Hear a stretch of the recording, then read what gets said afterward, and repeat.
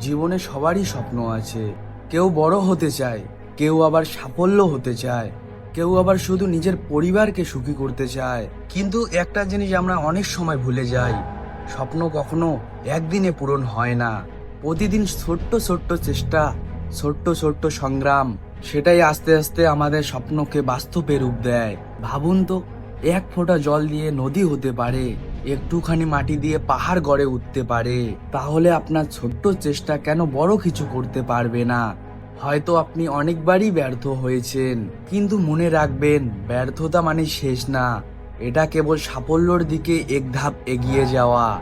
যতক্ষণ না আপনি হাল ছাড়ছেন, ততক্ষণ আপনার জেতার সম্ভাবনা আছে। প্রতিদিন ভোরে সূর্য ওঠে, গতকাল যতই অন্ধকার থাকুক, সূর্য আবার আলো দেয়। তেমনি আপনার জীবনে যতই সমস্যা, যতই কষ্ট থাকুক, প্রতিদিন আপনার নতুন একটা সুযোগ আছে। জীবন কখনোই সহজ হবে না, আপনাকে শক্ত হতে হবে। আজ যেটা কঠিন লাগছে, একদিন সেই অভিজ্ঞতাই আপনাকে সাফল্যর সিঁড়ি দাঁড় করাবে।